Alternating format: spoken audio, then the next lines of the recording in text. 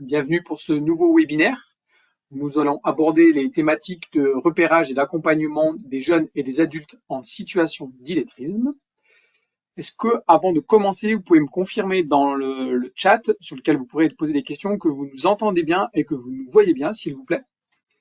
Et aujourd'hui, nous accueillons une invitée en fait. Nous accueillons Aurore Barraud. Donc, je vais laisser Aurore le soin de te présenter en quelques mots, s'il te plaît, à l'ensemble de nos auditeurs. Oui, bonjour à tous et à toutes.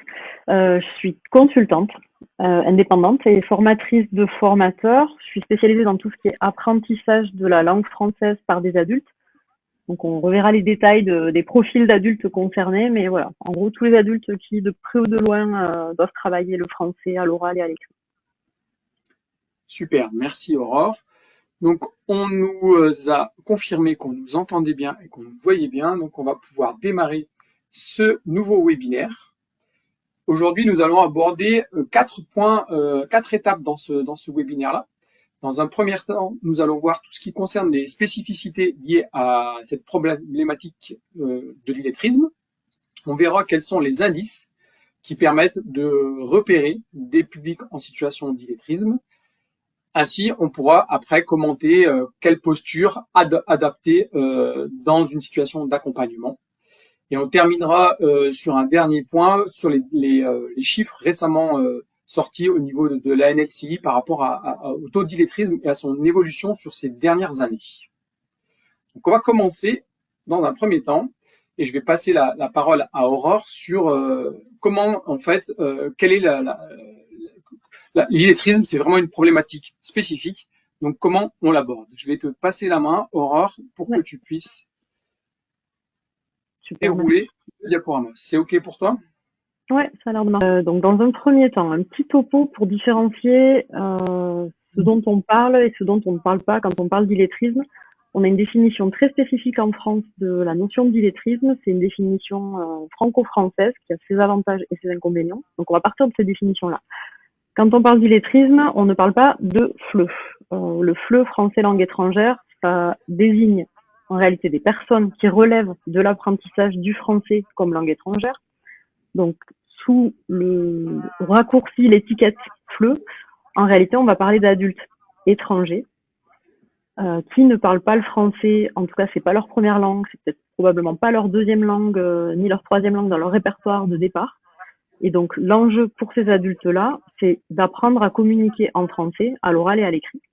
C'est exactement le même cas de figure que si moi, demain, je dois partir en Chine et que je dois me mettre au chinois, langue étrangère, je dois apprendre à communiquer en chinois, à l'oral et à l'écrit. Dans ce cas-là, il ne s'agira pas pour moi de réapprendre totalement à lire et à écrire. Certes, il faudra que je transpose mes acquis, je sais lire en français, je sais lire en anglais, je sais lire en espagnol. Il faudra que je le fasse en chinois. Mais je vais pas réapprendre tout ce que j'ai acquis quand j'étais à l'âge de 5, 6, 7 ans à l'école. Donc les adultes qui relèvent uniquement du FLE, ils relèvent uniquement de l'apprentissage du français oral et écrit. Il n'est pas question de réapprendre la lecture et l'écriture en soi, simplement de transposer les compétences de lecture et d'écriture dans une langue nouvelle, une langue qui leur est étrangère. Il y a un autre cas de figure, et alors est-ce que là j'arrive à activer? Ouais. Les personnes qui relèvent de l'analphabétisme, on peut dire aussi en situation d'analphabétisme, et souvent le raccourci dans les organismes de formation, c'est de parler des publics alpha. Les publics, entre guillemets, alpha, c'est les publics qui relèvent de l'analphabétisme, donc on va parler d'adultes qui n'ont jamais été scolarisés, et pour eux, il s'agit d'entrer justement dans les premiers apprentissages de la lecture, de l'écriture, et aussi dans l'univers de l'écrit. Tout ce que ça implique en termes de rapport au monde, rapport à soi, rapport au temps, le fait de passer par des outils de la lecture-écriture. Il peut y avoir des personnes qui cumulent les deux profils, qui sont à la fois apprenants en français langue étrangère, ils n'ont absolument pas le français dans leur répertoire de départ, il faut qu'ils apprennent à communiquer en français, et en plus, ils relèvent de l'alphabétisation. Ils n'ont jamais été scolarisés dans leur langue d'origine. Dans ce cas-là, on parlera de public FLE alpha. Donc, par opposition avec ces deux profils-là, les personnes qui relèvent du FLE, qui apprennent le français comme langue étrangère, les personnes qui relèvent de l'alpha ou les personnes qui relèvent du FLE et de l'alpha, on va parler des personnes en situation d'illettrisme. La définition en français, elle est extrêmement précise et restrictive. Elle a été posée il y a une petite vingtaine d'années de manière très très explicite par la NLCI, mais elle date de plus loin, des années 50. On va parler d'adultes qui ont été scolarisés clairement, qui ont été scolarisés en langue française. Donc, on ne parlera pas d'adultes qui relèvent du FLE et qui ont été scolarisés en langue française au moins jusqu'à l'âge de 16 ans. 16 ans, c'est la fin de scolarité obligatoire, c'est pas un âge arbitraire, et c'est aussi lié au fait que ça fait une dizaine d'années de scolarité. On parle vraiment d'une scolarité complète, pas juste 2-3 ans. Et donc ces adultes, en dépit d'une scolarisation d'une dizaine d'années en français, à l'âge adulte, ont une maîtrise insuffisante des compétences de base pour être et du coup ça leur donne, ça les met en difficulté pour être autonomes dans les situations simples de la vie quotidienne. Les compétences de base, c'est un peu plus large que juste la lecture-écriture, c'est la capacité à communiquer à l'oral et à adapter son registre. C'est certes, ils sont francophones, donc c'est pas une langue étrangère, mais adapter quand mon registre, quand je communique en français à l'auditoire, au contexte, aux enjeux, aux codes sociaux du lieu où je me situe. C'est aussi les réécrire, c'est aussi calculer, c'est aussi se repérer dans l'espace, utiliser les outils de repérage dans l'espace, les cartes, les plans, etc. Faire de la géométrie aussi. Le repérage dans le temps, c'est tout ce qui est en lien avec le découpage du temps en petites unités, minutes, secondes, jours, mois, années, et tous les outils en lien avec ça, les calendriers, les horloges, etc. On a aussi une composante apprendre à apprendre et aussi une composante autour du numérique. On a des compétences de base numériques aussi. Donc l'idée de la notion d'illettrisme, c'est de désigner une partie des publics adultes qui ont été scolarisés, mais qui à l'âge adulte n'ont pas réussi à maîtriser suffisamment les compétences de base et du coup n'utilisent pas ou peu ces compétences de base dans la vie quotidienne, ce qui peut les mettre en difficulté pour réaliser un certain nombre de choses dans leur vie d'adulte. Donc dans ce cas-là, l'enjeu, c'est l'exploitation des compétences de base dans la vie quotidienne, c'est leur donner accès hop là merci, leur donner accès à ces éléments-là. Il y a un enjeu très très important, on y reviendra tout à l'heure quand on parlera posture. L'idée, c'est pas de renvoyer les publics adultes aux difficultés qu'ils ont peut-être eues dans leur scolarité, et pas de dire il faut refaire le CP ou il faut refaire le CM2. C'est bien de dire qu'est-ce que c'est les situations de la vie quotidienne dans lesquelles ils sont en difficulté et où ils n'utilisent pas ou peu les compétences de base, et c'est d'aller retravailler ça. Donc l'enjeu, c'est de réapprendre des choses qui ont été travaillées au préalable, mais en rentrant par l'idée que c'est des adultes et c'est concrètement dans leur vie d'adulte quelles sont les situations qu'ils ont besoin de travailler. Hop, on peut passer à la diapo suivante. Merci. Donc c'est un peu rapide, mais ça fait déjà une première explicitation de la problématique. Du coup, il y a deux tendances très très différentes en fonction du profil, dans le rapport à l'apprentissage et le rapport à la formation. Les personnes qui relèvent du FLE et de l'alphabétisation, en général, elles n'ont pas de vécu d'échec. Les personnes qui relèvent du FLE, elles ont juste besoin d'apprendre une nouvelle langue. Et les personnes qui relèvent de l'alpha, elles n'ont jamais été scolarisées. Donc, elles n'ont pas été en situation d'échec scolaire. Donc, en général, elles sont demandeuses de formation. Donc là, on est du côté où on a plutôt une appétence pour les apprentissages scolaires. Et en général, elles parlent de leur difficulté à faire des choses, de leur besoin d'apprendre des choses. Donc, elles sont visibles et elles sont plutôt faciles à identifier et à orienter. Il y a une limite, et là, c'est pas la définition officielle, c'est moi qui me permets de le rajouter, c'est que le discours ambiant autour de l'illettrisme, il est tellement prégnant en France, il y a une telle pression qui est mise sur la maîtrise de l'écrit. On va tous se prendre la main dans le sac à un moment donné de dire mais attends, c'est quoi ce torchon qui m'a envoyé, c'est plein de fautes. Donc on a tous un discours très dépréciatif quand les gens expriment à l'oral ou à l'écrit des façons d'utiliser la langue qui répondent pas à la norme. Qu'à moyen long terme, il y a quand même un risque que ces personnes qui a priori au départ n'ont pas d'angoisse par rapport à l'apprentissage de la langue ou de la lecture-écriture puissent développer un regard qui est dévalorisant sur leurs propres difficultés. Ils peuvent intérioriser le stigmate. Attention, ça peut arriver. Je te laisse passer la suite. Merci. Donc, en gros, ce public-là, FLE, on l'entend. Le public FLE, vous pouvez pas le louper, vous allez l'entendre. On entend que c'est des gens qui apprennent le français, c'est pas leur langue. Et le public alpha, en général, il va vous dire, moi, j'ai pas été à l'école, j'aimerais bien y aller, en fait. Les personnes en situation d'illettrisme, on est un petit peu sur le profil inverse, de manière générale. La plupart du temps, c'est des personnes qui ont été plutôt en difficulté dans leur scolarité. Donc, c'est plutôt des gens qui vont pas vous solliciter en mode moi, j'aimerais bien aller en formation et puis retravailler la lecture, l'écriture, etc. En général, au quotidien, dans leur vie d'adulte, c'est des personnes qui se dépatouillent pour faire sans les compétences de base. Ils vont trouver des moyens de fonctionner et des stratégies de contournement. En général, c'est plutôt des personnes qui ont absolument pas envie d'aborder la question des compétences de base et de leurs difficultés, présentes ou passées. En général, c'est parce qu'ils ont intériorisé un regard dévalorisant sur leurs difficultés. J'insiste sur le en général.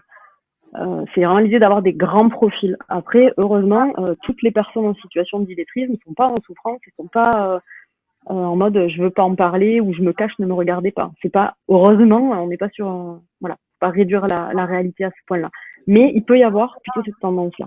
Ce qui est sûr, c'est que avec cette définition-là d'illettrisme, ça va pointer une portion du public qui aurait un besoin d'apprentissage, éventuellement des compétences de base, de réapprentissage des compétences de base, qui va pas être demandeur, qui va pas être facilement visible, et donc forcément pour les repérer, va falloir ouvrir grand les yeux, les oreilles, j'ai même envie de dire le cœur parfois.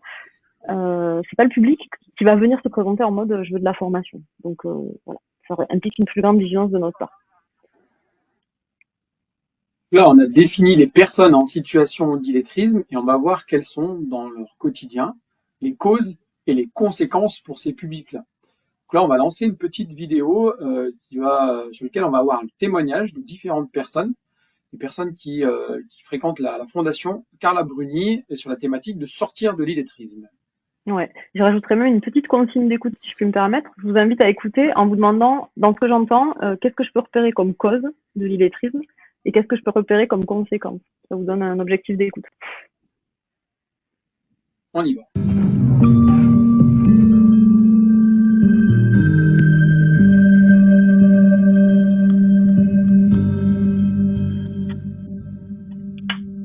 Alors là, j'ai 2 enfants. J'ai mon gars, quand il avait 5 ou 6 ans, il m'a dit « Papa, je veux pas être comme toi ». Ça choque. Hein. Je m'en suis aperçu notamment quand j'étais à l'école, quand on nous demandait de lire une page de bouquin, je raccrochais beaucoup sur les mots, je mettais beaucoup plus de temps. Mes parents ont divorcé très tôt, j'ai changé d'école 7 fois dans la même année. J'ai fait 5 écoles différentes, bon alors. On se retrouve dans une autre école, parce que maintenant on change de professeur, on change de camarade, donc du coup on est un peu déstabilisé. On change, le programme est pas pareil, on sait plus où on en est, et puis on laisse un peu tomber quoi. Quand je comprenais pas, j'osais pas dire que j'avais du mal. Quoi. Ouais, alors je me mettais un petit peu à l'écart. Que je savais très bien que je savais pas lire et écrire, donc je me sentais un peu à l'écart. Et puis c'est vrai que j'étais un peu humiliée de moi-même. On est l'illettré, on est au fond de la classe, on sert à rien finalement, on les gênerait presque. Alors d'un coup, ça m'a un peu découragée des études. Un coup, j'ai tout arrêté pour me mettre à bosser. Quoi. Avant, je ne disais pas que j'avais un problème avec l'écriture, ni avec la lecture. Je travaillais, je gagnais ma vie, tout allait bien, donc pourquoi il n'y a pas de problème? Pour moi, c'était pas évident parce que j'avais pas confiance en moi, quoi. Déjà, dire au patron, je sais pas trop. J'ai un peu de mal à lire et écrire. Je suppose que j'ai été licencié à cause de ça parce que je faisais beaucoup de fautes, puis je faisais répéter les gens plusieurs fois, puis moi j'ai toujours supposé que j'ai été licencié à cause de ça. Eux ils m'ont dit non, mais pour moi c'était à cause de ça. Ils se disent mais il est bête celui-là, il écrit n'importe comment, il sait pas écrire. C'est vrai je prends ça presque pour un handicap moi. C'est presque un handicap, oui, parce que les gens, on passe un peu pour des idiots par rapport aux gens. Un comme ça, puis ça c'est pour le mal de dos. Le mal de dos. Faut pas en prendre plus de 6, je sais que c'est 6, mais c'est ça qu'il m'a dit. Objet rouge, en général, c'est dangereux. Hein. Objet écran rouge. Non, mais je sais pas faire mes chèques, c'est mon mari qui me les remplit, oui. Quand j'ai des papiers à remplir, c'est souvent, je téléphone toujours à ma tante. Tu peux pas demander à n'importe qui, parce que la mentalité des gens, maintenant... T'en as, ils vont lire n'importe quoi, ils vont se foutre de ta gueule, je veux dire...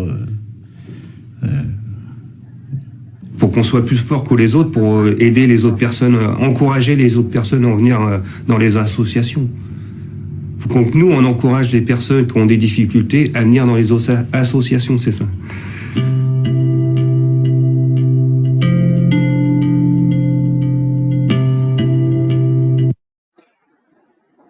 Voilà pour ces témoignages assez poignants et assez touchants. On va passer à la suite. Tu voulais rajouter un commentaire, Aurore, dessus? Non, c'est bon? Non, c'était vraiment pour donner un peu de corps. Voilà. à illustrer un petit peu le profil et puis entendre dans leurs propos aussi, ben voilà, on a tout un tas de causes et de conséquences, en tout cas dans leurs interprétations de leur histoire personnelle. Il y a vraiment un truc à avoir en tête, c'est que on définit le profil d'illettrisme avec voilà tac des grands critères. En même temps, il y a autant de situations d'illettrisme que d'adultes en situation d'illettrisme. C'est vraiment les causes des situations d'illettrisme, elles sont toujours multifactorielles. C'est jamais un seul événement qui fait qu'on peut dire c'est à cause de ça que la personne à l'âge adulte elle est en difficulté. Et les conséquences, là il y en a un certain nombre qui ont été évoquées dans les témoignages vidéo. Heureusement, tout le monde ne cumule pas toutes les conséquences possibles. C'est voilà, c'est des parcours individuels, des trajectoires individuelles. Est-ce que tu peux faire les petits clics? Merci. Donc, de manière très récurrente dans les causes multifactorielles, on va avoir la notion de parcours qui peut avoir été chaotique, avec on avait entendu dans la vidéo quelqu'un qui disait qu'il avait souvent déménagé, à chaque fois changé d'école, à chaque fois changé d'enseignant, changé de technique d'enseignement.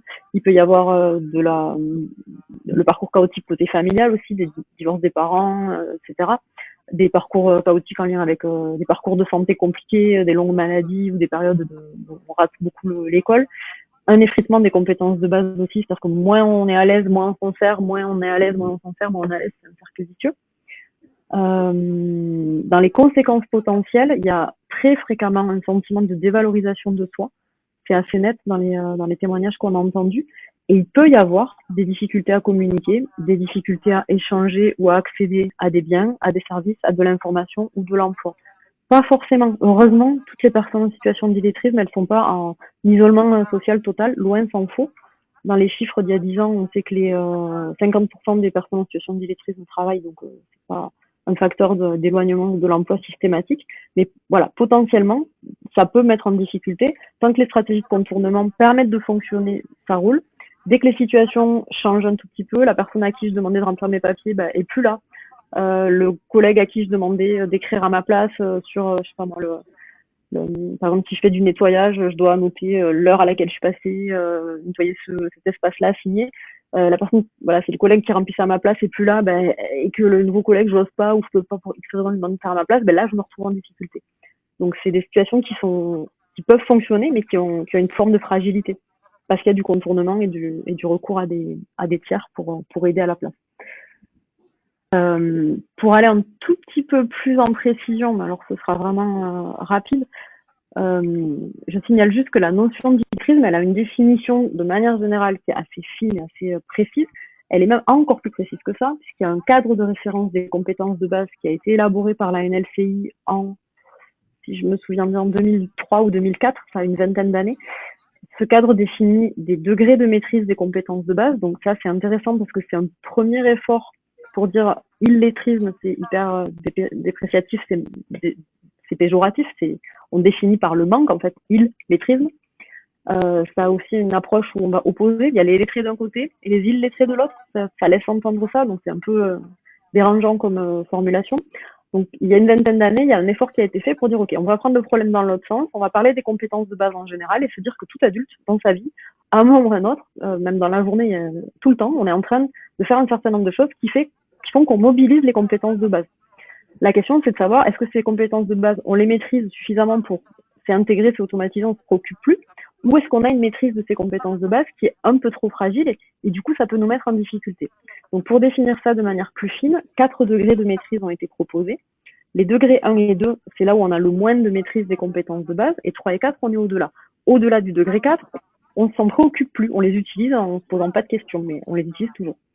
En gros, la notion d'illettrisme, on va définir comme étant en situation d'illettrisme quelqu'un qui a une maîtrise des compétences de base entre les degrés 1 et 2, soit au degré 1, soit au degré 2. Au-delà, si on est sur les degrés 3 et les degrés 4, on n'est plus considéré comme étant en situation d'illettrisme. On considère que c'est encore fragile, les compétences de base, on a besoin de remise à niveau, mais on n'est plus à ce degré de difficulté où on parle d'illettrisme. Et au-delà du degré 4, on les mobilise sans trop se poser de questions. De manière simple, le degré 1, il est défini comme avoir des repères structurants. J'insiste parce que la confusion persiste souvent longtemps. Attention, les personnes qui sont en situation d'illettrisme et constituent au degré 1, c'est pas des personnes qui savent pas du tout lire ou écrire. elles ont fait des tas d'acquisitions durant leur scolarité. Elles ont été scolarisées grosso modo entre 6 et 16 ans, voire un peu plus parfois. Elles ont acquis plein de trucs. C'est juste que les bouts qu'elles ont acquis sont pas connectés forcément entre eux et c'est pas assez solide. Il y a trop de trous et du coup, quand elles essayent d'utiliser les compétences de base pour faire les différentes situations qui ont été évoquées, remplir un chèque, remplir un formulaire de demande de je sais pas quoi, laisser un message à quelqu'un, lire une info dans le journal, les bouts de compétences qu'elles ont sont pas suffisants pour arriver à réaliser la tâche en entier.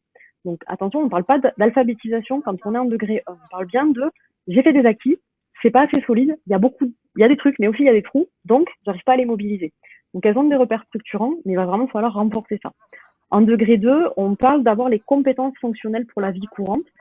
Donc on arrive à faire un certain nombre de choses dans des situations simples, prévisibles, connues, mais dès qu'on essaye d'aller au-delà, de passer à l'abstraction, de passer à des choses plus parfois plus scolaires, ou parfois plus complexes, avec plus d'informations, plus longs, un registre de discours beaucoup plus long, ou des problèmes mathématiques un tout petit peu plus compliqués, là, on est en difficulté. Donc, voilà. En gros, degré 1-2, illettrisme.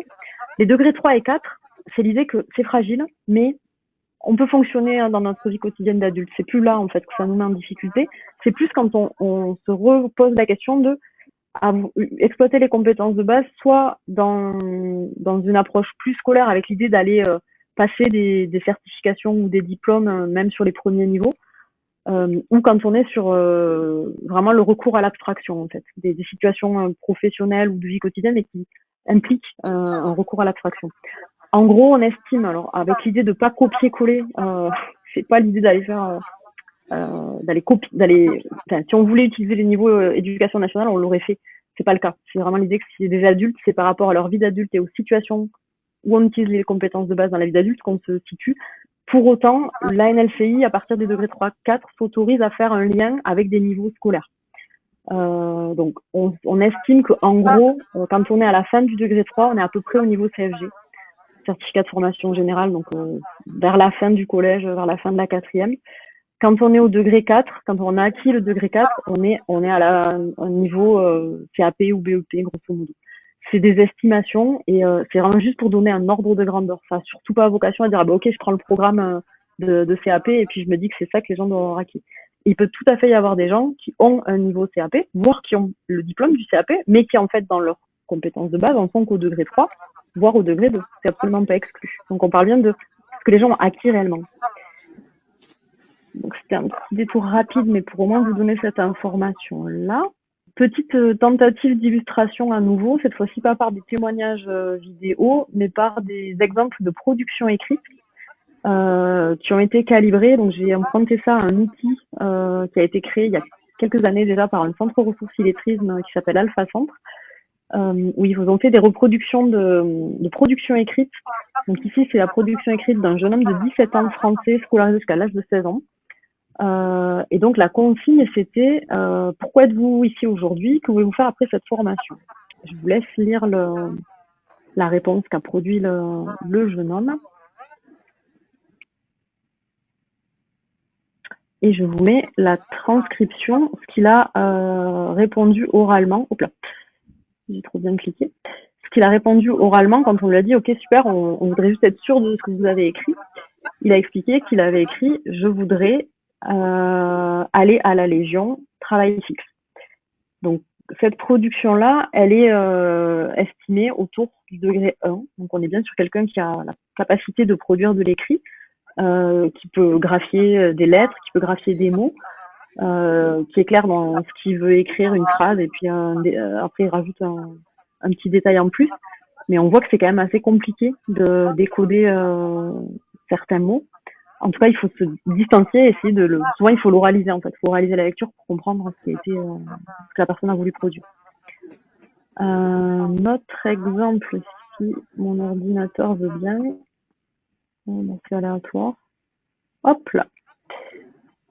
Cette production-là, elle est calibrée comme étant entre degré 1 et 2. Donc un tout petit peu plus de compétences, mais légèrement plus. En tout cas, dans les deux cas, on va se situer en illettrisme. C'est la production écrite d'un jeune homme de 20 ans, français, scolarisé jusqu'à l'âge de 16 ans. La consigne, c'était lorsque vous étiez enfant, quel métier rêviez-vous de faire et pourquoi? Je vous laisse lire la réponse.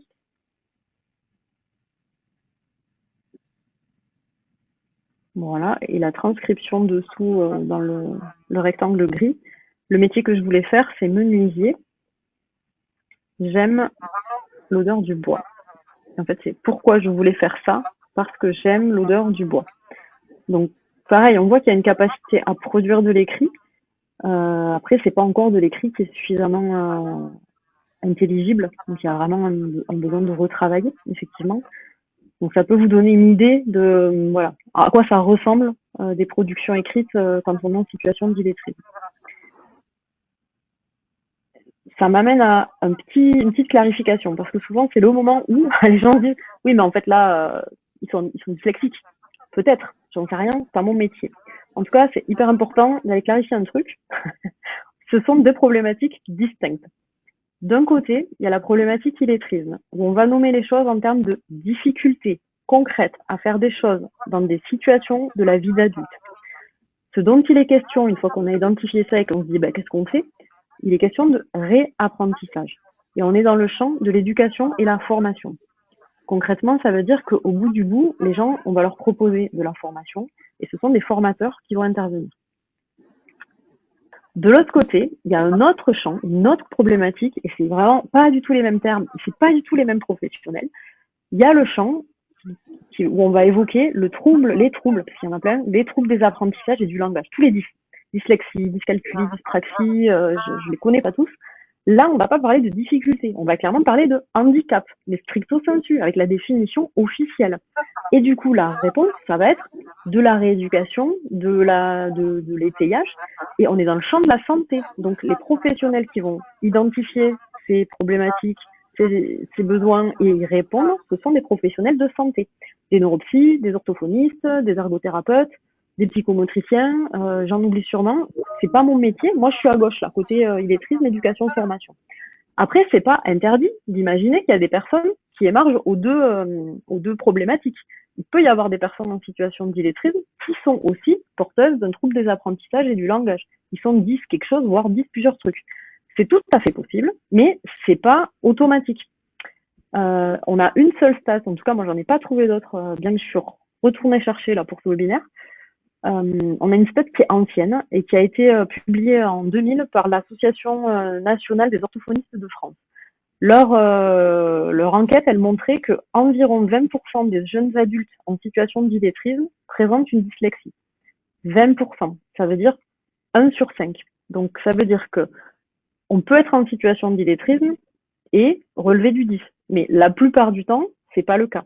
Donc pour ceux qui sont en situation d'illettrisme et porteurs d'un 10, c'est tout à fait possible que la dyslexie soit une des causes, parmi les plus fortes, de leur situation d'illettrisme. Mais pour 4 sur 5 des personnes en situation d'illettrisme, c'est pas le cas parce qu'il n'y a pas de 10. Et dans tous les cas de figure, ce sont deux réponses différentes et complémentaires. Donc un formateur réapprentissage des compétences de base ou contre l'illettrisme, il est absolument pas habilité à identifier une dyslexie ou une dyspraxie, encore moins à savoir qu'est-ce qu'il faut mettre en face comme réponse en termes de santé. Ça, c'est le métier des professionnels de santé. Donc, c'est important de bien préciser que c'est tentant, en fait, d'aller associer la question des 10 à la question de l'illettrisme. Méfiez-vous, c'est une tentation, mais résistez parce que c'est que pour 1/5, pas 5/5 des personnes. Est-ce que tu veux qu'on fasse une pause question, Julien? Oui, il y a eu quelques questions. Il y a notamment Anne-Séverine qui pose une question concernant en fait les personnes en situation de handicap mental. Sont-elles concernées par la classification illettrisme remise à niveau?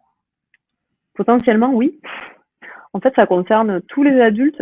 La question, ça va. Ici, les critères, ils sont pas du tout dans le sens santé. Les questions de santé, ça peut être des causes parmi d'autres pour la personne du fait qu'elle peut être en situation d'illettrisme et des besoins aussi à côté du réapprentissage, voire même en amont du réapprentissage, d'aller faire les réponses nécessaires dans le champ de la santé. Ce qui va permettre de dire est-ce qu'on peut répondre oui, on peut aller se poser des questions si c'est de l'illettrisme ou pas, c'est est-ce qu'elles sont francophones au départ? Est-ce qu'elles ont été scolarisées en langue française pendant au moins une petite dizaine d'années? C'est plutôt ça en fait qui va permettre de dire elle rentre dans le champ illettrisme ou pas. C'est pas la dimension santé. j'ai une autre question de Maxime qui nous demande si un adulte peut-il réapprendre à lire, même âgé et au-delà de 50 ans. Oui, heureusement, au prix de beaucoup d'efforts et de longues heures de travail et d'une grande motivation. J'ai pas le temps d'aller maintenant sur les différentes stratégies pour accompagner le réapprentissage, mais oui, c'est possible, bien sûr. Si on n'y croyait pas, on proposerait même pas de réapprendre. Là, c'est les premières questions qui arrivent. Je te propose qu'on prenne la suite et que on reviendra sur les questions à la fin de ce webinaire. Donc là, on va enchaîner sur le point 2, c'est-à-dire repérer des situations d'illettrisme. À partir de quels indices on peut avoir des éléments qui vont nous mettre la puce à l'oreille pour effectuer ce repérage. Donc par rapport au repérage des situations d'illettrisme, il y a des petits warnings à mettre. Attention, repérage, ça veut pas dire diagnostic. Méfiez-vous, c'est vraiment la diapo d'avant. On est bien dans le champ de la formation et de l'éducation et pas dans le champ de la santé, donc on fait pas des diagnostics, on n'est pas médecin. Ce qui implique derrière que c'est du repérage. Donc repérer, c'est vraiment, il me semble que, il y a ça. Et on est dans un cadre hypothético-déductif. C'est il me semble que, donc je pense que. On n'est pas dans, c'est sûr, il y a ça. Et on n'a pas des batteries de tests bien calibrées comme on pourrait avoir des tests psychomoteurs ou autres. On va plutôt être sur du repérage, et c'est presque du repérage visuel, j'ai envie de dire. C'est d'abord en tant que professionnel ou en tant qu'accompagnant, ça peut être dans le cadre personnel aussi. On peut se dire, peut-être que mon voisin ou ma grand-mère, en fait, elle est en situation d'illettrisme. Donc c'est d'abord du repérage en termes d'observation. Et on va identifier un certain nombre d'indices. Donc je vais vous présenter des exemples d'indices et les grands champs, en fait, dans lesquels on peut les ranger. Avec l'idée que, attention, un seul indice, ça veut rien dire, en fait. Un indice tout seul ou deux indices tout seuls isolés. Ce qu'il nous faut, c'est un faisceau d'indices. C'est quand on commence à accumuler plein d'indices, on se dit, bon, les indices, ils pointent tous dans la même direction, ça devient convergent. Là, je commence à me poser la question. Mais même quand vous vous serez posé la question avec plein d'indices, ça reste une hypothèse. L'enjeu, c'est pas d'aller coller l'étiquette sur la tête de la personne en mode, c'est sûr, toi, t'es en situation d'illettrisme. C'est surtout d'en faire quelque chose après. Hop. Donc, il y a un certain nombre d'indices dans des domaines différents. La première action, ce serait de dire, on va aller voir comment ils écrivent, et puis s'ils écrivent comme les exemples qu'on a vus tout à l'heure, ok, on est plutôt sur de l'illettrisme. Le truc, c'est que les gens en situation d'illettrisme, en général, ils n'ont pas super envie de passer à l'écrit. Donc, c'est pas cool d'aller les mettre tout de suite en difficulté. C'est pas très sympa quand même. Ça va pas aider la mise en confiance et l'appétence, retrouver de l'appétence et se sentir capable de réapprendre. Donc, on va plutôt le faire dans un autre sens. On va aller chercher des indices ailleurs. Dans le domaine espace-temps, il y a des indices qui sont assez faciles à identifier quand on échange avec les personnes, que ce soit en situation d'entretien formel ou même en situation de discussion informelle. Je sais pas moi, souvent la pause café, ça peut être un moment où on arrive à attraper plein d'infos. Vous vous rendez compte que la personne, elle sait pas expliquer son itinéraire, vous n'arrivez pas à voir par où elle est passée, comment elle est allée d'un endroit à un autre. Les personnes qui arrivent exagérément en avance à leur rendez-vous. Alors là, c'est pareil, arriver une fois en avance à un rendez-vous, ça arrive. Quand c'est systématique, ou à l'inverse, les personnes qui sont toujours en retard ou qui ratent des rendez-vous, en tout cas, quand on voit que calibrer dans un emploi du temps, parfois un emploi du temps serré, à quel moment j'ai rendez-vous, comment je m'organise, que ça, c'est compliqué, ça peut être un indice. Les personnes qui ne connaissent pas leur date de naissance ou qui vont avoir beaucoup de mal à vous restituer leur parcours professionnel, quand vous vous rendez compte que elle vous a parlé d'un truc et puis en fait, vous savez pas si c'est avant, si c'est après, si c'est long, si c'est court, qu'est-ce qui est plus long, qu'est-ce qui est plus court. Donc, c'est des rapports au temps et à l'espace. Les gens, ils savent parfaitement dans leur vie se repérer. Ils arrivent à fonctionner, mais c'est juste qu'ils vont pas vous livrer des informations comme vous les attendez, découper un petit morceau dans l'espace, découper un petit morceau dans le temps, bien rangé dans un CD, bien rangé dans un calendrier, bien rangé sur un plan avec ces repères-là qui sont des repères qui viennent du monde de l'écrit, en fait. Il peut y avoir des repères, des indices dans le champ lecture-écriture. Déjà, les gens qui vous disent clairement, moi, j'ai pas envie d'écrire là votre papier, j'ai vraiment pas envie de le remplir, ou de manière générale, j'aime pas écrire. Les gens qui vous disent qu'ils détestent les papiers, mais là aussi, c'est un indice, on peut tous être porteurs de cet indice-là à un moment donné, dire, moi, je déteste l'administratif. En soi, ça suffit pas. Le truc super récurrent et qui est presque caricatural, c'est le prétexte de dire qu'on peut pas lire tel document parce qu'on a oublié ses lunettes. On peut réellement avoir oublié ses lunettes. Mais c'est vrai que quand ce type de comportement, ce type de réponse, il est récurrent, voire systématique, là, ça peut commencer à nous mettre la puce à l'oreille. Ou le fait de s'en remettre systématiquement à une personne qui accompagne.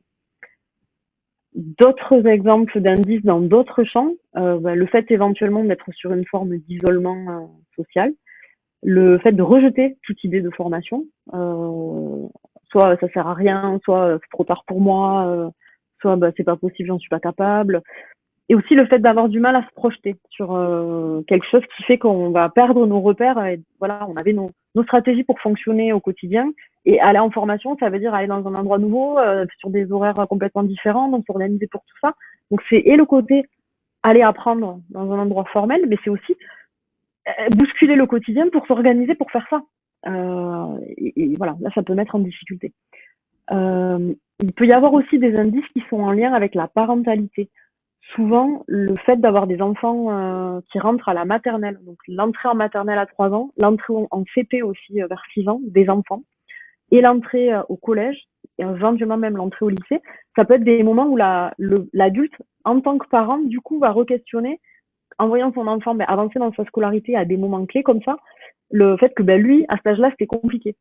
Et donc, vous pouvez avoir ce type aussi de confidence, des personnes qui vont vous parler de soit leur fierté que leur enfant se débrouille bien, soit leur inquiétude qu'il se débrouille pas bien, soit qui vont hyper valoriser mon enfant, il faut qu'il fasse des études parce que moi j'en ai pas fait, ou l'inverse, de toute façon il est mauvais en maths, mais de toute façon ça sert à rien, ça sert à rien de faire des études, moi j'ai pas fait d'études et pourtant je me débrouille très bien.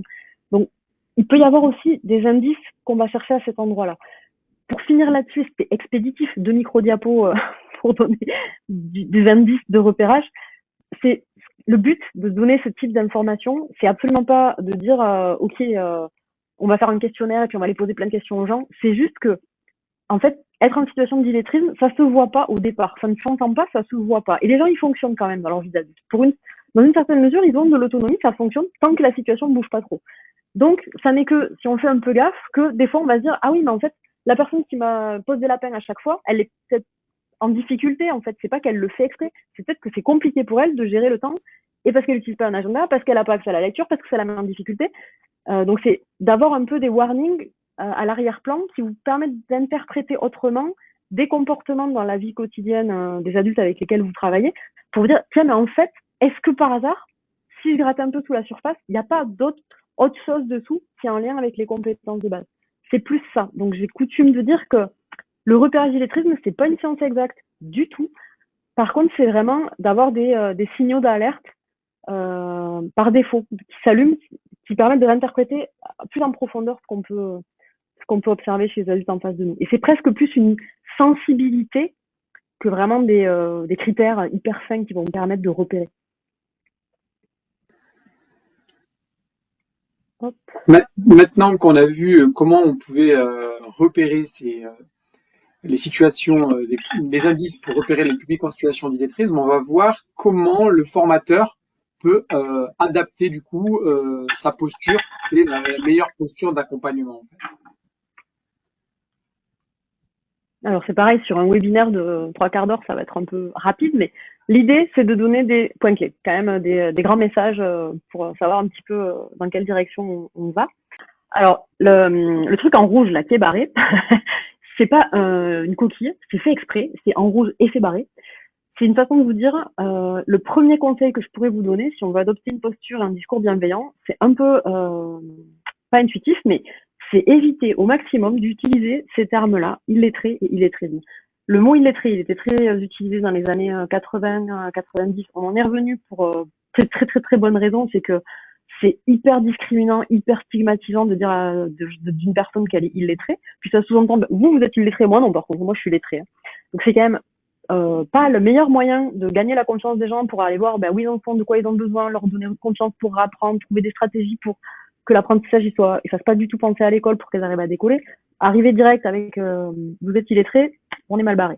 Le mot illettrisme lui-même, moi personnellement, je vous ferai une proposition en fin de webinaire pour nommer les choses autrement. C'est le terme officiel en France, c'est celui qu'on est amené à utiliser parce que le cadre il est posé comme ça. Les financements aussi, les lignes budgétaires, ça va avec une politique publique de lutte contre l'illettrisme, mais quand on est avec les personnes, clairement, on va éviter le recours à ces termes-là. Ça permet de nommer la problématique, mais par pitié, nommez pas les personnes.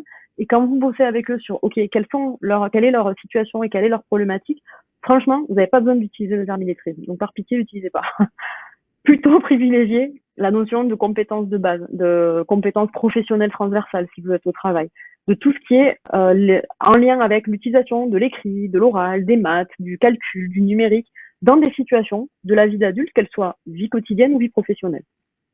Là aussi, si on va un peu plus loin, il y a l'idée de pouvoir donner envie aux personnes de réapprendre en les renvoyant à quoi ça peut leur servir dans leur vie d'adulte, en fait, dans quelles situations elles peuvent être amenées. Jusqu'à présent, vous faisiez pas de chèque. Alors, les chèques, c'est un peu daté, mais on l'avait dans la vidéo tout à l'heure. Vous faisiez pas de chèque, c'est votre mari qui les fait, mais comment vous feriez si un jour il n'y a plus votre mari? Et puis, est-ce que vous aimeriez pas aussi pouvoir vous émanciper de cette aide-là, même si c'est chouette d'avoir quelqu'un qui vous aide, ou pouvoir peut-être même faire des surprises un jour à votre mari en mode, là, c'est moi qui ai fait le chèque pour ton cadeau d'anniversaire, je te l'ai même pas dit. Donc, c'est juste d'amener les gens à l'enjeu des compétences de base. C'est surtout pas une entrée scolaire. C'est pas on va refaire des maths, du français, de l'orthographe, de la conjugaison, du calcul, de la géométrie. C'est dans des situations super concrètes. Comment, du coup, ça va te permettre de fonctionner un peu plus et un peu mieux et un peu plus en autonomie. Quelque chose qui est de l'ordre de l'évidence dans plein d'autres champs, mais des fois on a tendance à l'oublier par rapport au champ illettrisme, c'est la notion de confidentialité. Si vous sentez en fait que il y a moyen, il y a une ouverture là, on pourrait peut-être toucher du doigt le truc là, cette histoire de compétences de base que nous on sent que c'est jamais nommé, mais c'est là en fait, et ça peut être une des causes qui fait que la personne elle est pas à l'heure au rendez-vous, elle remplit pas tel truc, ou que ça fonctionne pas aussi bien qu'on voudrait au boulot ou dans la vie quotidienne. Si vous avez envie d'essayer d'aller en parler, déjà essayez de sentir que la personne elle vous a vraiment tendu une perche, forcez pas la porte. Mais par ailleurs aussi, si vous tentez votre chance on pourrait éventuellement parler de ça, même si ça peut être sur le ton un peu léger, voire même de inciter, insinuer. Faites hyper gaffe à la question de la confidentialité. Ça peut être hyper violent pour une personne de parler de ça. Ça peut être très très désagréable. Ça la renvoie peut-être à des trucs pas du tout sympas de son parcours et voilà, des choses qui peuvent être cause de souffrance. Donc privilégiez vraiment la confidentialité et plutôt en parler lors d'un entretien individuel. Il y a un élément que j'ai pas nommé mais que c'est l'occasion de proposer, c'est l'idée de la porte entrebâillée en fait. C'est un très long parcours de sortir du déni en fait. Les personnes en situation d'illettrisme, elles fonctionnent et elles se débrouillent en fait du mieux possible comme on fait tous en tant qu'adultes. Moi je suis hyper nulle pour me repérer dans l'espace, vous me larguez en montagne, vous êtes sûr de jamais me retrouver. Donc je vais toujours trouver des stratégies de contournement, embarquer quelqu'un avec moi qui filerait une carte. Et j'ai pas envie qu'on vienne m'enquiquiner avec ça en fait, j'ai pas du tout envie. Donc les personnes en situation d'illettrisme, c'est pareil, il y a des tas de choses, elles les font autrement, sans passer par les compétences de base, elles ont pas envie qu'on aille les enquiquiner. Donc arriver au moment où on va se dire il faut que j'y fasse quelque chose, c'est souvent un long parcours. Il faut qu'il y ait des grains de sable en fait, qui font qu'à un moment donné, elles en ont vraiment besoin. Puis il faut sortir du déni, et puis après il faut se convaincre qu'on en est capable, pour après se dire est-ce que je suis suffisamment motivée, je peux m'organiser pour mettre de l'espace dans ma vie et de l'énergie pour aller réapprendre. Donc le parcours, il est souvent, c'est plusieurs années. Et du coup, c'est au moment où on va passer c'est pas nommé, à éventuellement les étapes suivantes, c'est un moment qui est super léger, subtil, fragile, et donc faut pas enfoncer la porte. Donc la posture de votre côté, c'est de montrer que la porte elle est entrebâillée. Quand vous repérez quelqu'un en vous disant je me demande si cette personne n'est pas en situation d'illettrisme, il faut montrer que votre porte elle est entrouverte et que la personne, quand elle se sent prête, elle peut venir toquer et ouvrir un peu pour qu'on puisse en causer. Mais que vous allez ni fermer la porte, genre c'est moi je veux pas en entendre parler, je veux surtout jamais en parler, ni ouvrir grand la porte, sinon vous allez la faire flipper et elle va partir en courant. C'est pas très agréable. Donc une fois que ce truc-là il est identifié et qu'on a pu commencer à en parler, les témoignages vidéo dans l'exemple qu'on a vu tout à l'heure, c'est aussi un bon moyen en fait de rassurer la personne sur vous n'êtes pas tout seul, il y a plein de gens en France qui sont dans le même cas. Et puis c'est tout un cheminement, mais c'est possible en fait d'en faire quelque chose. Et c'est pas votre faute. Là on le voit avec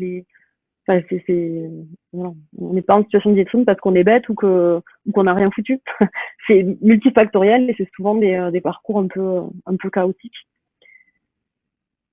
En amont et pendant la formation, il y a encore et toujours cette idée de dédramatiser et l'idée que l'accompagnement, il y a un énorme accompagnement pour que les gens passent le pas de ok, je vais retourner en formation. J'ai pas le temps d'aller plus loin, mais évidemment les conditions pour retourner en formation, c'est très lié au fait que c'est des tout petits groupes, voire c'est de l'individuel, qu'on va être beaucoup sur l'apprenant choisi, sur quoi il veut bosser, qu'on va à son rythme, etc.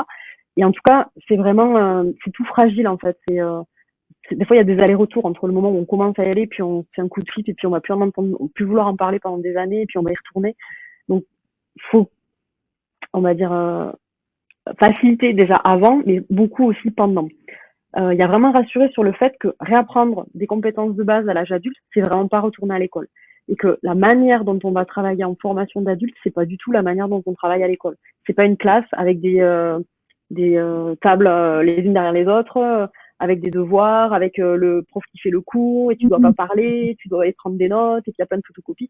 Faut vraiment rassurer sur ça, et si possible orienter aussi vers un endroit où on sait que ça se passe pas comme ça, qu'on est beaucoup plus sur du concret, de la manipulation d'outils, des mises en situation, des jeux de rôle, enfin un maximum de trucs contextualisés dans la vie d'adulte, et de la pédagogie beaucoup plus active, et de la pédagogie de projet si possible aussi. Il faut se méfier des difficultés organisationnelles en fait. Retourner en formation, si les gens ils se motivent à y aller, déjà ils ont fait un énorme parcours avant, ça peut se gripper, la mécanique peut se gripper parce que il y a des freins, comme d'hab, mais là particulièrement en lien avec la mobilité, la garde des enfants, etc. Donc faut vraiment en tenir compte avant et soutenir pendant, en fait, voir tous les petits grains de sable là qui vont poser problème. Rassurer la personne sur ses capacités d'apprentissage et de réapprentissage, dédramatiser aussi en ramenant au fait que oui, mais on est tous pareils en tant qu'adultes, il y a des trucs qu'on n'a pas réussi à apprendre et on a l'impression qu'on va pas y arriver, puis en fait quand on finit on y arrive. Donner des exemples personnels de choses qu'on a désappris. Par exemple, moi je sais plus du tout faire des divisions, les poser à la main. Ça fait tellement longtemps que je me rappelle même plus comment on fait, et si je devais réapprendre, je pourrais, mais déjà j'ai pas envie, et puis ça me demanderait un effort en fait, et c'est normal. Et du coup vraiment avoir en tête que tant qu'on est sur cette étape-là, la degré 1, degré 2, c'est super fragile, et donc faut vraiment veiller à adapter tout, le rythme d'apprentissage, les horaires, les contenus de la formation, parfois même pouvoir dire attends, là on fait une pause, c'est trop lourd, ça va trop vite, on se récupère et puis on reprendra ça dans 2-3 mois. Donc voilà, du coup c'est la question de tout à l'heure, oui c'est possible, mais avec toutes ces précautions là, c'est possible avec beaucoup d'accompagnement.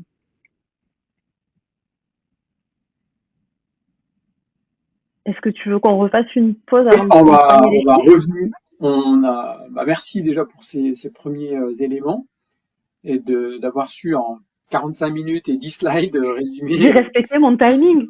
C'est ça, voilà. Donc on va revenir sur les derniers chiffres publiés au niveau des données statistiques sur l'évolution du taux d'illettrisme, et notamment sur l'enquête qui est sortie en avril 2024 par Formation tout au long de la vie, qui indique qu'en fait, grâce au travail d'Aurore et à la plateforme Gérer de compétences, dernièrement, il y a un recul important du taux d'illettrisme.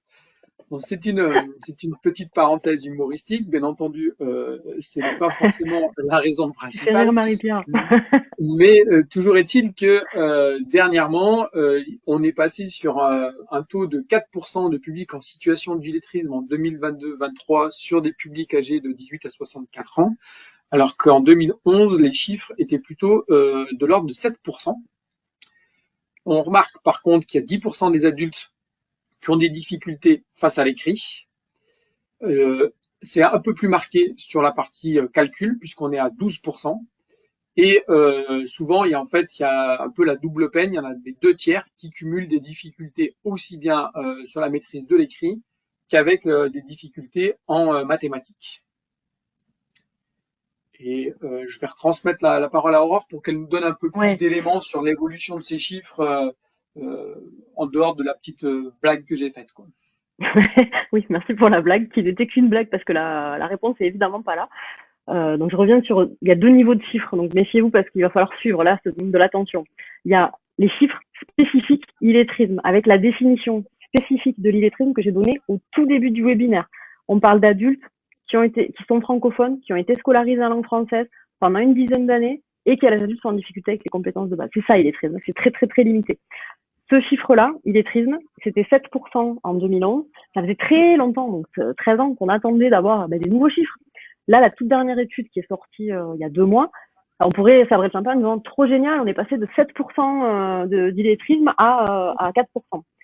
En fait, C'est surtout, non, il y a d'autres, enfin, peut-être que les gens ont bien travaillé, mais je crois pas que ce soit ça. Ce que j'en ai compris, moi, des stats que j'ai regardé, c'est que c'est quand même en grande partie un biais générationnel, enfin, un effet générationnel. Donc, je vais pas parler des 7% spécifiquement illettrisme, mais des 10% en difficulté avec l'écrit. Donc, en gros, ça veut dire degré 1, 2, 3, 4, plus large. C'est ce chiffre-là que je vais commenter parce que c'est celui sur lequel j'ai le plus de données. Parce que pour l'instant, on n'a pas tout n'a pas été communiqué ou en tout cas commenté par l'INSEE. Donc, je vais m'appuyer sur le document de l'INSEE du mois d'avril. En fait, derrière les 10% d'adultes entre 18 et 64 ans qui sont en difficulté avec l'écrit, il y a des biais des effets enfin, différents effets. Cette moyenne-là de 10% d'adultes en difficulté avec l'écrit, donc qui irait des degrés 1 à 4, tel que je le comprends, elle cache un effet générationnel parce que en 2011, on avait 16%. En 2022, on n'a plus que 10%. Donc on peut dire génial, on a 6% de moins, on a progressé. En fait, c'est parce que les gens les plus âgés qui avaient répondu à l'enquête en 2011, ceux qui étaient entre 55 et 64 ans, ils étaient 23%, eux, à être en difficulté avec l'écrit. Ils sont plus dans l'enquête maintenant, parce qu'ils ont bien plus que 64 ans, tous ces gens-là. Et du coup, dans l'enquête, ils sont remplacés par des plus jeunes qui maintenant sont entre 18 et 24 ans. Et eux, au contraire, ils sont beaucoup moins en difficulté avec l'écrit. Ils sont que 5% des 18-24 ans sont en difficulté avec l'écrit. Je suis allée regarder tout à l'heure parce que ça me tracassait. Dans l'enquête de 2011, les 18-24 ans, c'était 10% qui étaient en difficulté avec l'écrit. Donc, de manière générale, le niveau, il monte en fait, il baisse pas. Le niveau des gens, il monte. Et en fait, c'est le niveau des plus âgés qui était plus faible et ces plus âgés sont plus enquêtés. Ils ont plus de 64 ans. Et les plus jeunes, au fur et à mesure qu'ils arrivent, leur difficulté, elle diminue quand même. Donc, c'est pas forcément intuitif, mais c'est essentiellement, essentiellement un biais générationnel. Et donc, j'ai même reproduit pour vous un petit bout d'un encadré qu'il y a dans l'enquête INSEE, parce que voilà, je veux pas prétendre des trucs dans mon coin toute seule. Je l'ai juste bien lu. Ce qui est écrit stricto sensu, c'est le taux d'illettrisme est passé de 7% en 2011 à 4% en 2022. Ces améliorations, et là je coupe un peu, s'expliquent principalement par le renouvellement des générations et l'allongement des scolarités au cours des 30 glorieuses. Les personnes nées entre 47 et 57 avaient les moins bons résultats en 2011 et elles ont été remplacées dans l'enquête en 2022 par des personnes nées entre 95 et 2005 aux performances plus élevées. Voilà la synthèse des chiffres que j'ai essayé de commenter. Donc, voilà, on peut être content que les chiffres s'améliorent, mais c'est en partie, en bonne partie, lié au renouvellement des générations. Il y a un autre truc à différencier qui est quand même important, c'est que ce chiffre de 10% d'adultes en difficulté avec l'écrit, c'est une moyenne qui masque aussi un écart important entre territoires. Pour l'enquête de 2020, donc les chiffres de 2022 qui paraissent maintenant, on n'a pas encore, et a priori de ce que j'ai entendu, on n'aura pas, mais peut-être que j'ai pas toutes les infos, de chiffres spécifiques par région. On en avait avant. Mais là, ce qu'on a quand même à minima, c'est des warnings qui sont mis par l'INSEE sur les spécificités de deux types de territoires, les territoires d'outre-mer d'une part, et les quartiers politiques de la ville d'autre part. Et j'ai juste repris des petits bouts d'explicitation dans le document de l'INSEE. On a, je crois que c'est 3 fois plus de personnes en difficulté, voilà, c'est ça. 3 fois plus de difficultés présentes dans les territoires d'outre-mer et dans les quartiers politiques de la ville. Et dans les deux cas, c'est à 2 endroits différents de l'enquête que c'est présenté. C'est très lié, c'est très corrélé à la surreprésentation de personnes peu ou pas diplômées dans ces territoires-là. Donc la moyenne de 10%, c'est une moyenne. Dans les QPV et les dom-tom, c'est beaucoup plus élevé qu'ailleurs en métropole. Oh, merci. Il y a un dernier truc, moi, qui m'a vraiment alerté. Alors, je précise juste que j'ai pas commenté la question. Alors, la question mathématique, c'est déjà pas ma spécialité trop au départ. Et surtout, j'ai pas commenté la question du numérique dans l'enquête, la dernière enquête là de 2024. Il y a peu d'éléments pour l'instant. C'est pas très significatif. Hein. Ce que j'en lis, c'est juste que, bah oui, si t'es en situation d'illettrisme, tu vas utiliser un peu moins Internet que la population générale. Et surtout, tu vas beaucoup moins l'utiliser pour faire des démarches administratives. C'est surtout ça. Et pour moi, c'était pas très, très significatif, donc je l'ai pas commenté plus, et le temps étant limité aussi. Par contre, je voudrais commenter un autre truc qui m'a vraiment sauté aux yeux quand j'ai lu l'enquête INSEE. c'est que ce chiffre de 10% des adultes entre 18 et 64 ans en difficulté avec l'écrit, moi, tel que je le relis, mais c'est moi qui le lis comme ça et j'engage que mon interprétation des choses, c'est qu'en fait, cette moyenne-là, elle marque la part du français langue seconde dans la population et de l'alphabétisation et de la post-alpha. Ce qui me fait dire ça, c'est que le chiffre de 10% en tout, c'est une moyenne. Parce que, en réalité, si on regarde les adultes entre 18 et 64 ans qui ont débuté leur scolarité en France et qui ont fait toute leur scolarité en France, ils sont que 6% en difficulté avec l'écrit. Par contre, si on regarde les adultes qui sont arrivés pendant leur scolarité, qui peut-être avaient le français pour première langue ou peut-être pas, peut-être c'était du français langue seconde, ils venaient d'un pays francophone, ou peut-être ils relevaient du français langue étrangère, mais ils ont intégré une classe d'accueil en France quand ils étaient, je sais pas moi, en 6e, en CM2, je ne sais quoi. Donc, ils ont acquis le français via la scolarisation, mais c'était quand même pas leur première langue. C'est une langue seconde. Eux, ils sont 13%, donc c'est déjà un peu plus que les 10. Et surtout, dans l'enquête, en fait, on nous précise bien que 55% des 18-64 ans qui sont arrivés en France après leur scolarité et n'ayant pas le français pour langue maternelle, eux sont en difficulté avec l'écrit. Du coup, ça veut dire que dans ce global de 10%, on a tous les profils dont j'ai parlé tout à l'heure. En fait, on va avoir tous les profils d'adultes qu'ils aient commencé leur scolarité en France ou qu'ils soient arrivés en cours de route ou qu'ils aient fait toute leur scolarité ailleurs. Donc, ils relèvent en fait du FLE et peut-être même du FLE alpha, si ça se trouve, parce qu'ils n'ont peut-être pas été scolarisés. Donc, ce chiffre de 10%, il est augmenté par le poids pris par ce profil de public-là. Du coup, moi, ça m'interroge carrément. Je suis désolée je vais exploser la terminologie que j'utilise depuis le début, mais elle m'a toujours fait me poser des questions. Et là, ces chiffres-là, ils renforcent encore l'envie de dire, en fait, est-ce que c'est la bonne terminologie qu'on utilise, est-ce que c'est le bon concept?